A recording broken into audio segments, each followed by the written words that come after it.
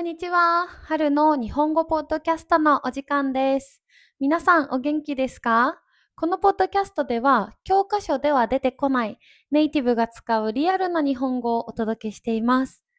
話すスピードが少し速いと感じた方は再生速度から速度を落として聞いてみてください。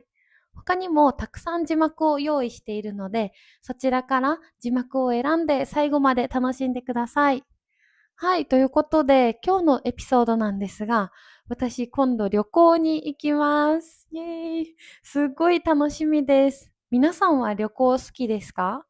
私は旅行がすごく大好きなんですけど、前回4月、春についてお話ししましょうっていうエピソードでも言ったんですが、最近ちょっと忙しくて旅行に全然行けてませんでした。今年の目標がたくさん旅行に行くっていうことだったので、今年第1弾、もう本当に楽しみです。今回行くところなんですけど、長崎県の雲仙というところに行きます。皆さん聞いたこととかってありますか？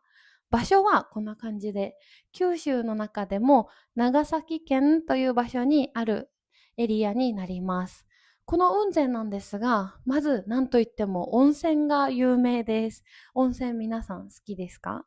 私は温泉が大好きです。この雲仙も温泉が有名なエリアの一つになっています。で、街の中でも雲仙地獄っていう景色も有名なんですが、実際温泉が地面から湧いているので、街の至るところで、湯気とかガスとかがもくもくもくってしてるんですね。で、それが特に多い場所が雲仙地獄って呼ばれています。地獄っていうとちょっと怖いイメージがあるんですけど、ここは全然怖い意味ではなくて、この煙とか湯気とかガスがたくさん上っているのが地獄みたいに見えるみたいな意味で、雲仙地獄って呼ばれた景色があります。これもすごく景色綺麗って聞くので楽しみなんですけど、雲仙とか温泉が有名なエリアって硫黄の匂いが強いって言うんですね。硫黄って聞いたことありますか？温泉って独特の匂いがすると思うんですけど、よく言うのが腐ったゆで卵の匂いってよく言います。で、私実際その硫黄の香りっていまいちまだ分かっていないんですけど、この雲仙がすごく匂いが強いみたいなんですね。なので、そういったところも一個体験としてすごく楽しみにしています。はい。ということで、今回その長崎県の雲仙というところに彼と一緒に記念日旅行に行きます。記念日ってわかりますか？記念日っていうのは何か特別な日、例えば私と彼が付き合った日とか、あとは何かを達成した日とか、誕生日とかもそうですね。そういったアニバーサリーみたいな意味で記念日っていう風に呼びます。今回は彼との記念日旅行で長崎の雲仙というところに行きます。で、今回なんですけど、雲仙の旅行でなんと温泉付きのお部屋に泊まります。楽しみ。温泉のマナーについての動画で以前も言ったんですが、温泉ってみんなで入るものだけじゃなくて、貸し切り風呂って言って、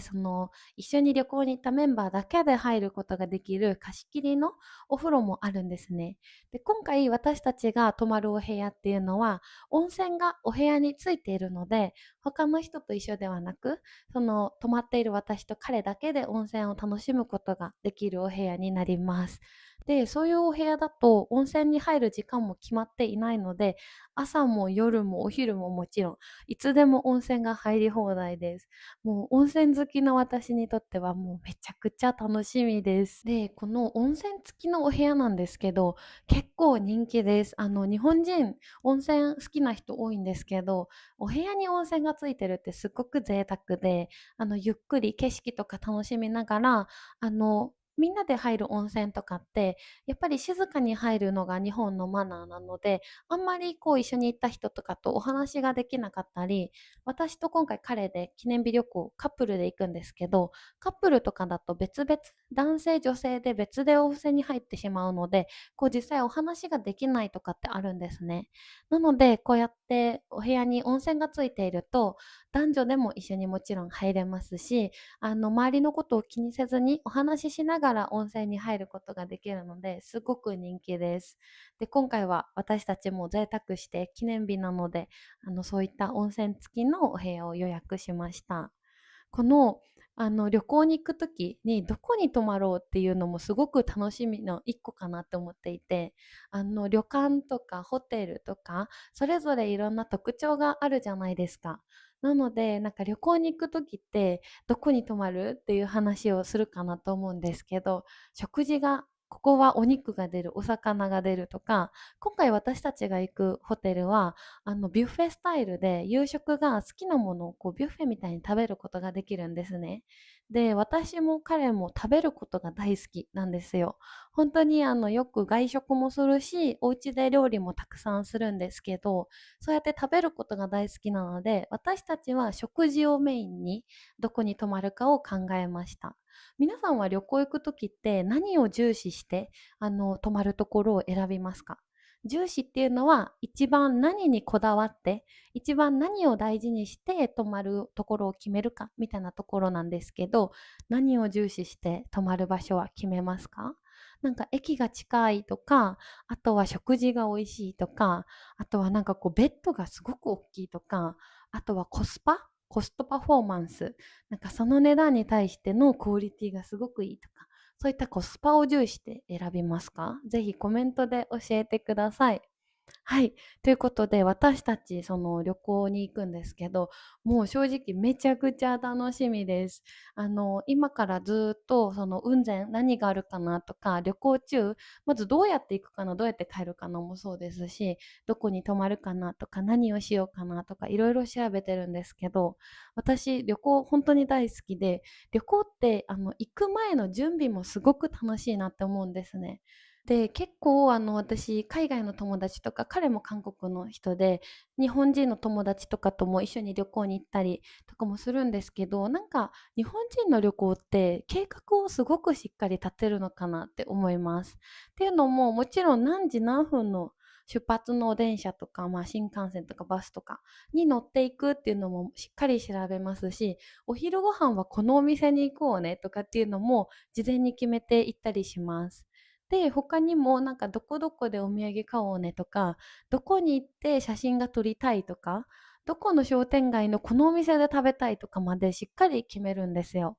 なので、なんかこう人にもよるかなと思うんですけど、日本人の人ってやっぱりその旅行の計画をしっかり0から100まで立てていきたいと思う人も多いのかなって思います。皆さんはどうですか？なんかやっぱりノープランで行き当たりばったり、行ったところで次何しようかなって決めるフリープランな旅行が好きな人もいれば、私とかみたいにどこに行こうか事前にいろいろ決めていくのが好きな人もいるかなと思うんですけど、皆さんはどっちですか？ぜひ教えてください。で、今回の旅行でやりたいことなんですけど、もう今回の旅行の目的は何と言ってもしっかり癒されることかなと思ってます。旅行ってもちろん大阪とか行ったらいろんな楽しいこといっぱいするぞみたいなのが目的になるんですけど、今回行くのは雲仙、その温泉地なので、どちらかというとこうアクティブに動くってよりかは、ゆっくり美味しいもの食べて温泉で疲れを癒してみたいな、のんびりするのが目的の旅行になってます。もう今回は記念日なのでちょっと贅沢して、そうやって温泉付きのお部屋にもしているので、朝もしっかり温泉入って、夜も温泉入って、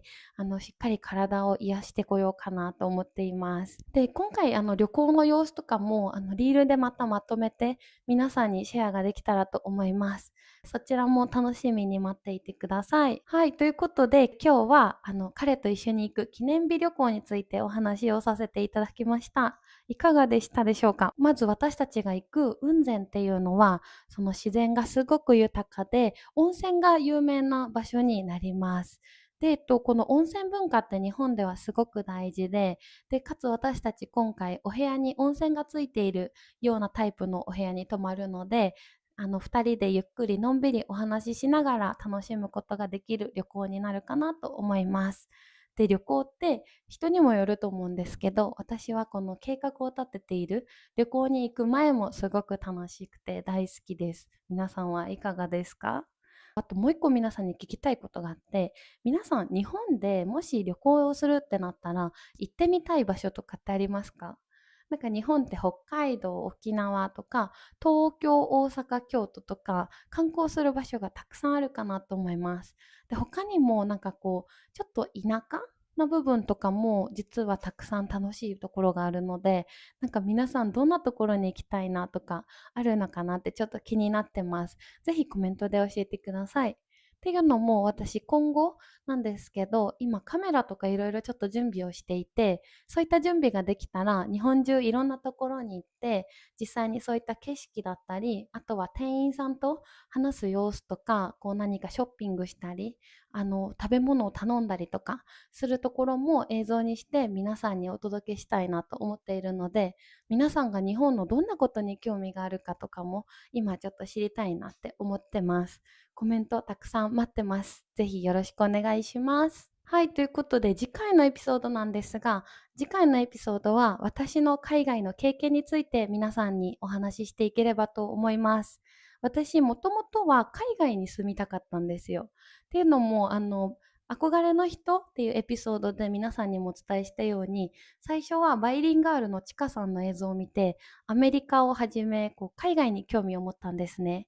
で、いろんな国に実際学生時代に行ってみて、行った結果、私は世界中の人に日本のことをいろいろ知ってほしいなって思ったので、今は日本でこういった活動をしているんですけど、やっぱりこの海外に行った経験とかも、今私がなんで YouTube を始めたのかっていうところにもつながっているので、そういったところを皆さんに共有していければいいなと思います。はい、ということで、今回も最後まで楽しんでいただきありがとうございました。また次回のエピソードでお会いしましょう。またね。